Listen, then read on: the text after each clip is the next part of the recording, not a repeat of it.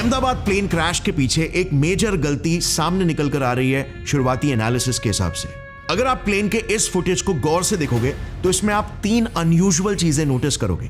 Number 1, इस plane के wings retracted है यानी कि स्ट्रेट है। नंबर 2, इस प्लेन के व्हील्स यानी इसका लैंडिंग गियर अंदर ही नहीं गया है। और नंबर 3, इसका नोज अपवर्ड फेसिंग है जैसे कि टेक ऑफ करने की कोशिश कर रहा है। अब ये बेसिकली एक बहुत ही वियर्ड और कॉन्ट्रास्टिंग कॉन्फ़िगरेशन है, क्योंकि बेसिकली इस कॉन्फ़िगरेशन के हिसाब से प्लेन टेक ऑफ और लैंड दोनों एक साथ करने की कोशिश कर रहा है।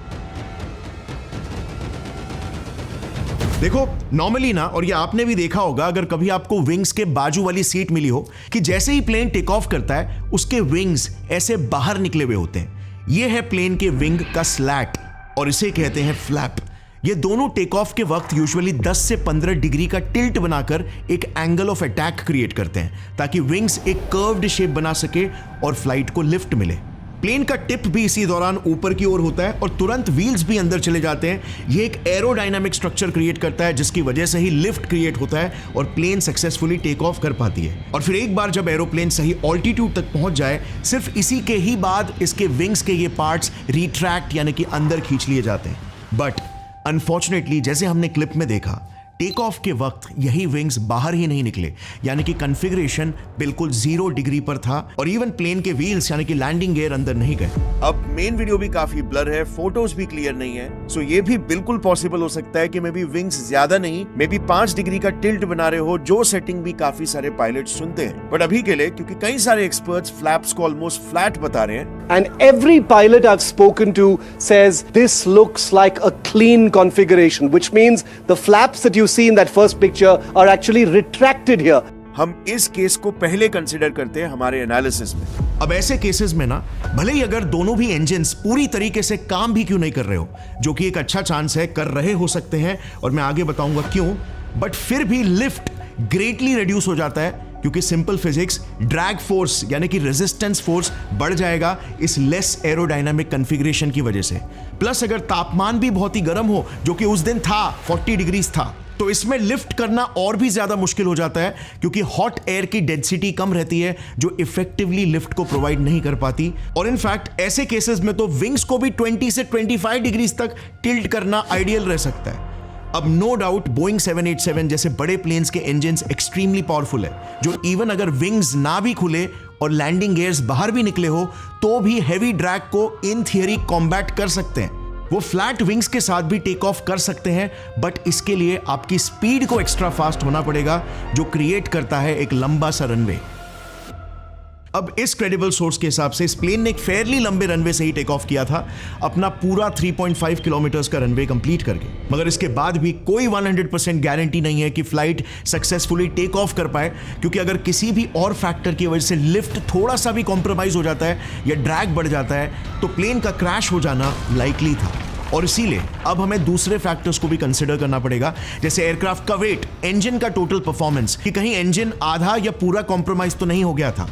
अगर 2 में से सिर्फ एक इंजन भी फेल हो जाता है इस टेक ऑफ के दौरान, जो कि पॉसिबल है, तो भी लिफ्ट और कम हो जाने की वजह से क्रैश होना लाइकली था। बर्ड हिट की वजह से भी इंजन कॉम्प्रोमाइज हो सकता है। सो अब आता है यहां पर सबसे मेन सवाल कि आखिर रूट कॉज क्या था? आखिर ये प्लेन ऐसे अननेचुरल से टेक ऑफ सेटअप में क्यों थी? क्या टेक्निकल इश्यूज इसके पीछे का कारण था, जैसे सिस्टम अनरिस्पॉन्सिव या जाम हो गया हो, या फिर पायलट की तरफ से कोई मिस्टेक? क्योंकि डेटा के हिसाब से पायलट एरर्स 65% एक्सीडेंट्स के कॉज रहे हैं। वेल, थोड़ा रिसर्च करने पर मैंने देखा कि पास्ट में भी 2 बड़े बड़े प्लेन क्रैशेस बिल्कुल सिमिलर ही तरीके से हो चुके हैं। सो उन क्रैशेस में आखिर क्या प्रॉब्लम निकल कर आई थी इन्वेस्टिगेशन के बाद, शायद वो केसेस हमें थोड़ी और इंफॉर्मेशन दे सके। 20 अगस्त 2008 मैड्रिड स्पेन के रनवे 36L से एक मैकडॉनल्ड डगलस की MD-82 एयरक्राफ्ट 172 लोगों के साथ उड़ान भरती है और टेक ऑफ के बस 10 से 15 सेकंड्स के अंदर ही बस 300 मीटर उड़े वो नीचे क्रैश कर जाती है और इस हादसे में 154 लोगों की अनफॉर्चुनेटली ऑन द स्पॉट मौत हो जाती है। सो यहां पर एग्जैक्टली क्या गलती हुई थी? वेल, अहमदाबाद वाले प्लेन की ही तरह यहां पर भी विंग्स के स्लैट्स और फ्लैप्स नहीं खुले थे और विंग का पोजीशन एकदम फ्लैट था। नंबर 2, पायलट की एक बड़ी गलती सामने निकल कर आई। पायलट ने मे बी डिस्ट्रैक्शन की वजह से कंपलसरी चेकलिस्ट के एक इंपॉर्टेंट स्टेप को फॉलो नहीं किया था स्लैट्स और फ्लैप्स को वही 10 से 15 डिग्री के एंगल पर सेट करना। अब इसमें एक टेक्निकल इशू भी हुआ था। बेसिकली प्लेन के मेंटेनेंस के समय एक पार्ट रिले R25 सिस्टम को डिसेबल कर दिया गया था ओवरहीटिंग के एक इशू को फिक्स करने के लिए, मगर किसी को भी यह नहीं पता था और मैकेनिक्स के प्रोसेस में भी ये नहीं लिखा गया था, ना ही उन्हें सिखाया गया था कि ये रिले R25 सिस्टम एक सिक्योरिटी अलार्म के साथ भी कनेक्टेड था जो बजना चाहिए था अगर कभी पायलट्स ने बाय मिस्टेक चेकलिस्ट के किसी स्टेप को स्किप कर दिया हो। मगर अनफॉर्चुनेटली इकलौते एरर करेक्शन मैकेनिज्म के डीएक्टिवेट होने की वजह से अलार्म भी नहीं बजा और चेकलिस्ट भी फॉलो नहीं हुआ था और प्लेन ऐसे ही फ्लैट विंग्स के साथ टेक ऑफ कर ली। और इसी वजह से हुआ ये कि 4.3 किलोमीटर्स के लंबे से रनवे होने के बावजूद भी प्लेन सिर्फ 40 से 50 फीट तक ही लिफ्ट कर पाई और 300 मीटर दूर जाकर क्रैश कर गई। CIA-IAC के इन्वेस्टिगेशन रिपोर्ट के हिसाब से वो सिर्फ लगभग 250 किलोमीटर्स पर आवर की ही स्पीड को रीच कर पाई, जबकि फ्लैट विंग्स में टेक ऑफ करने के लिए हेवी ड्रैग को काउंटर करने के लिए एक प्लेन को at least around 380 kilometres per hour की स्पीड चाहिए होती। आई एम टॉकिंग अबाउट उस पर्टिकुलर प्लेन के कॉन्फ़िगरेशन के कॉन्टेक्स्ट में जो क्लियरली अचीव नहीं हो पाया और इसीलिए प्लेन क्रैश हो गई। अब अहमदाबाद केस में एयर इंडिया AI-171 की टेक ऑफ स्पीड कितनी थी पता है, और इसे फ्लैट विंग्स में टेक ऑफ करने के लिए कितनी स्पीड चाहिए थी? ये डेटा डिस्क्लोज करने से पहले जल्दी से एक सिमिलर केस पर नजर डालते हैं, एक क्रैश जो 1987 में अमेरिका के डिट्रॉइट शहर में हुआ था। मैकडॉनल्ड डगलस DC-982 प्लेन थी। 31 डिग्री सेल्सियस का हॉट वेदर था और प्लेन हेवीली लोडेड थी अपने मैक्सिमम कैपेसिटी के करीब तक। 2.5 किलोमीटर्स के रनवे से टेक ऑफ किया। वंस अगेन विंग्स नहीं खुले, उसने रिक्वायर्ड लिफ्ट और स्पीड अचीव नहीं किया और 40 से 50 मीटर के ऑल्टीट्यूड और 800 मीटर्स की दूरी तय करके वो क्रैश कर गई। इस हादसे में कुल मिलाकर 156 लोगों की मौत हो गई और गलती क्या थी? Once again human error and failure of alarm system.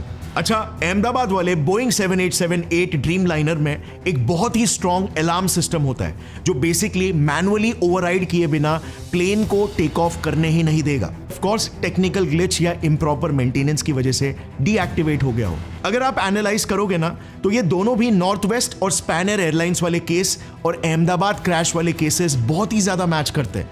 इसमें बस सिर्फ कुछ ही की डिफरेंसेस है। इन की डिफरेंसेस को मैं फटाफट एक एक करके लिस्ट करता हूं ताकि इस मामले में थोड़ा और डीप जा सके। नॉर्थ वेस्ट और स्पैनर वाले प्लेन्स हवा में सिर्फ 50 फीट तक के ऊपर लिफ्ट गेन कर पाए और 1 किलोमीटर के अंदर ही 15 से 20 सेकंड्स तक फ्लाई करके नीचे गिर गए। मगर दूसरी तरफ एयर इंडिया AI-171 पूरे 625 फीट तक लिफ्ट हुआ, 30 सेकंड्स तक इन एयर रहा और फिर 2.5 किलोमीटर तय करके क्रैश कर गया। 30 सेकंड्स इन एयर। ये इनके ट्रैजेक्टरीज का आप ग्राफ देख सकते हो। देखना AI-171 का ज्यादा स्ट्रॉन्ग टेक ऑफ था। अब इस डिफरेंस के पीछे क्या एक्सप्लेनेशन हो सकता है? वेल, मेरे एनालिसिस के हिसाब से इसके 2 पॉसिबल एक्सप्लेनेशंस हो सकते हैं और ये मैं प्योरली सिर्फ एग्जिस्टिंग इंफॉर्मेशन, पास्ट के केसेस और फिजिक्स की मेरी अंडरस्टैंडिंग के बेसिस पे बोल रहा हूं, क्योंकि अभी भी क्रैश के बाद सिर्फ एक ही दिन गुजरा है और सारे डिटेल्स निकलना बाकी है इन्वेस्टिगेशन के बाद। सबसे पहले तो देखो, AI-171 एक बोइंग का 7878 ड्रीमलाइनर था जिसका इंजन इन दोनों एयरक्राफ्ट से एटलीस्ट 3 गुना ज्यादा पावरफुल है, प्लस इसका विंग स्पैन भी ज्यादा बड़ा है। मतलब ये कम डिस्टेंस के रनवे में भी पोटेंशियली ज्यादा लिफ्ट गेन कर सकता है। इस वजह से शायद ये ज्यादा हाई जाकर ज्यादा डिस्टेंस कवर कर पाया, बट क्योंकि इसकी स्पीड काफी नहीं थी इसीलिए 625 फीट पहुंचते ही ये डिसेंड करने लग गया। दूसरा एक्सप्लेनेशन ये हो सकता है कि शायद AI-171 के एक या दोनों इंजन्स फेल हो गए थे, जिस वजह से इसने इनिशियली तो स्ट्रॉन्ग लिफ्ट लिया मगर इंजन फेल होते ही ये कोलैप्स भी कर गया। अब एक एयरक्राफ्ट के एक इंजन फेल होने की संभावना 1 in 3.5 लाख होती है और दोनों इंजन एक साथ फेल होने की 1 in 100 करोड़ होती है। बट यहां पर क्योंकि विंग्स खुले ही नहीं थे तो अगर एक भी इंजन खराब हो जाता तो भी प्लेन का क्रैश होना लाइकली था। अच्छा, एक और एक वीडियो बहुत ही रिसेंटली निकला है। इसमें ये जो आवाज आप सुन सकते हो ना, एकदम शार्प सी,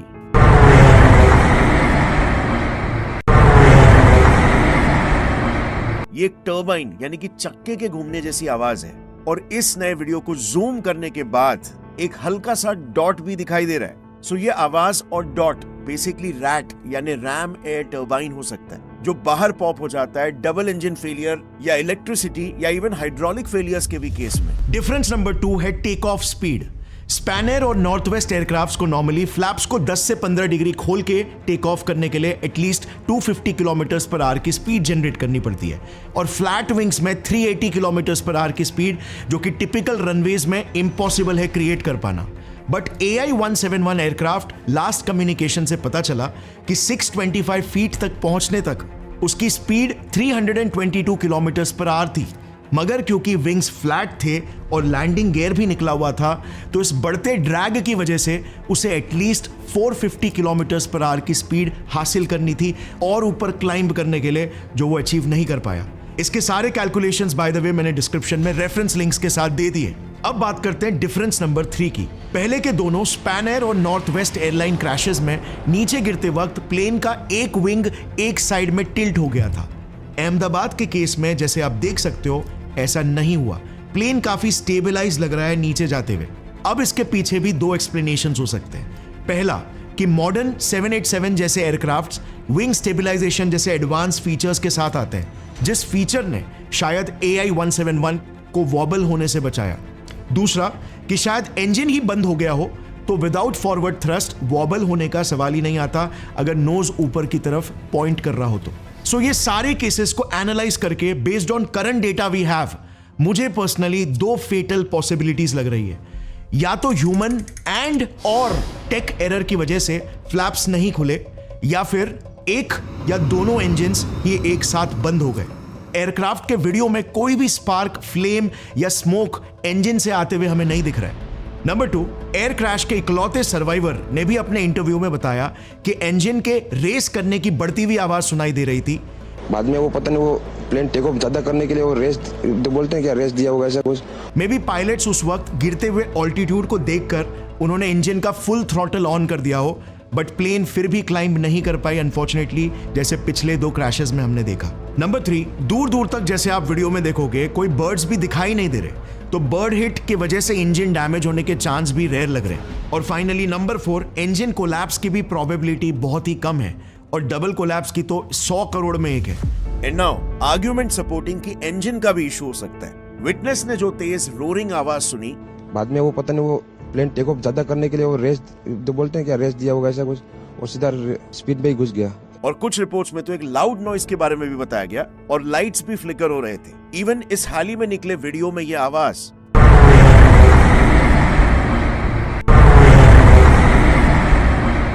ये भी बिल्कुल हो सकता है कि दोनों इंजन फेल हो गए हो, या फिर इलेक्ट्रिसिटी या हाइड्रोलिक्स का इशू आ गया हो, जिस वजह से रैट डिप्लॉय हो गया, explaining the loud noise and light flicker. क्योंकि रैट ऑफ कोर्स इंजन से इतनी इलेक्ट्रिसिटी नहीं प्रोवाइड करता। अब एग्जैक्ट प्रॉब्लम इसमें क्या थी, इस पर इन्वेस्टिगेशन अथॉरिटीज ने काम चालू कर दिया है, और कुछ ही मंथ्स में एक प्रॉपर डिटेल्ड रिपोर्ट पब्लिश ये करेंगे। प्लेन के 2 ब्लैक बॉक्सेस में से एक को कल ही सक्सेसफुली रिट्रीव भी कर लिया गया।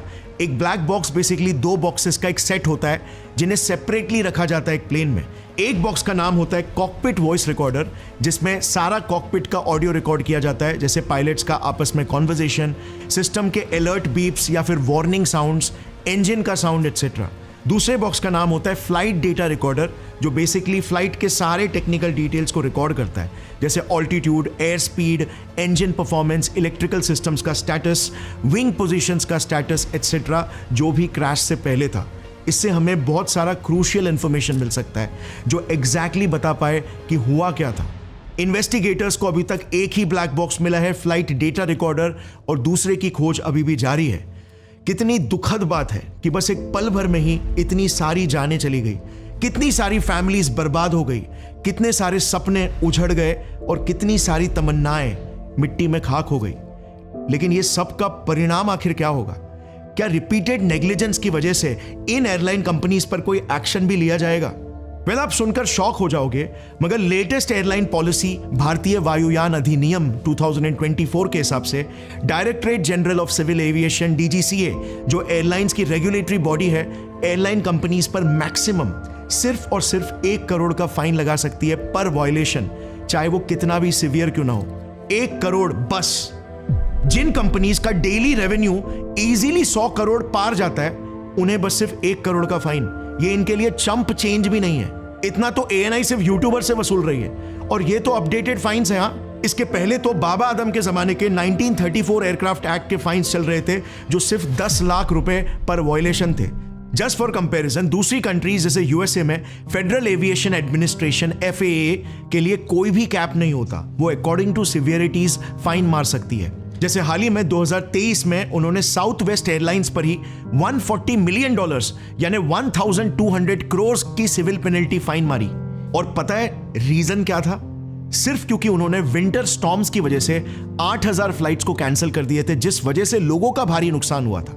FAA तो सीधा बोइंग जैसे मैन्युफैक्चरिंग कंपनीज को भी रेगुलेट करती है, जिसने हाल ही में बोइंग को भी $2.5 बिलियन यानी कि 21,500 करोड़ का फाइन मारा था 2018 और 2019 के 737 मैक्स प्लेन क्रैशेस के लिए, जिसमें 300+ लोगों की जानें चली गई थी। What is it you get paid to do exactly? I get paid to run the Boeing company. I mean, do you get paid for transparency? I think the board counts on me for transparency. Really? Because you're under investigation for falsifying 787 inspection records. Doesn't sound like a lot of transparency to me. मगर DGCA का Boeing जैसी manufacturing companies पर तो almost zero regulation है, और 240 लोगों की casualties के बाद एयर इंडिया को क्या पेनल्टी भरना पड़ रहा है? वेल, बस कुछ अराउंड 2.8 करोड़ पर person including Montreal convention offerings, जबकि इस प्लेन क्रैश से एयर इंडिया को कुछ 2400 करोड़ रुपीस का तो सिर्फ इंश्योरेंस मनी ही मिलने वाला है। मतलब जिन पैसेंजर्स का यूके जैसी कंट्री में आना जाना था, उनकी जान की कीमत बस ये 2-2.5 करोड़ ही है। अभी इन्वेस्टिगेशन में बाहर आएगा कि एग्जैक्टली किसकी गलती थी, बट एयर इंडिया काफी नोटोरियस रहा है इन द पास्ट सर्विस और सिक्योरिटी लैप्सेस के लिए भी। जस्ट रिसेंटली ही 2023 में एयर इंडिया के चीफ सेफ्टी ऑफिसर को सस्पेंड किया गया था फेक रिपोर्ट बनाने के लिए कि सारे DGCA mandatory accident prevention protocols को वो प्रॉपरली फॉलो कर रहे हैं। जस्ट इमेजिन ये कितना बड़ा क्राइम है। मगर इसकी पेनल्टी क्या थी? वेल, बस 1 महीने का सस्पेंशन और फिर वो ऑफिसर वापस से अपनी ड्यूटी पर आ गया। और एयर इंडिया की सर्विस पर तो कई सालों से सवाल उठाए जा रहे हैं, जैसे ये देखना, बिजनेस क्लास की छत से लिटरली पानी गिर रहा है, वायर्स लटके हुए, एंटरटेनमेंट स्क्रीन्स तो काम ही नहीं कर रहे, सीट्स तक टूटी पड़ी है। और बोइंग 787 ड्रीम लाइनर, जिसे बोइंग का PR सबसे सेफेस्ट एयरक्राफ्ट कहता है, इसका भी ट्रैक रिकॉर्ड काफी फिशी है। 4-5 बार तो इसकी डिलीवरी ही पुश हो गई थी, बार बार कुछ टेक्निकल मैल फंक्शंस की वजह से। बोइंग के ही क्वालिटी इंजीनियर सैम सेलेपोर ने बोइंग के इस मॉडल के पीछे कई सिक्योरिटी कॉम्प्रोमाइजेस को पब्लिकली एक्सपोज किया था। The company is taking manufacturing shortcuts on the 787 program, not properly closing thousands of gaps in its assembly of the fuselage on major joints. पहले 2 विसल ब्लोअर्स जोशुआ डीन और John Barnett तो mysteriously expose करने के बाद मर चुके हैं, but Sam को भी एक इनडायरेक्ट धमकी मिली थी उसके ही बॉस से, जब उन्होंने इंटरनल मीटिंग्स में ये मुद्दा उठाया था और बॉस ने कहा, I would have killed someone who said something like you in a meeting. ये बिल्कुल क्लियर है कि इतने PR के बाद भी पिछले 5 सालों में बोइंग के प्लेन्स ने कई सारे क्रैशेस दिए। मे बी सभी में डिजाइन फॉल्ट्स नहीं थे, मगर कॉम्प्लिकेटेड और almost human error prone operational processes बनाना भी अपने आप में ही सेफ्टी को कॉम्प्रोमाइज करना है, जो ये कंपनीज इजीली कर लेती है अपने टारगेट्स को मीट करने की घाई में। Workers here in Charleston are assembling the company's flagship product, the 787 Dreamliner. But this footage reveals some have little faith in the plane they build. Did you fly in one? No. You won't fly in one.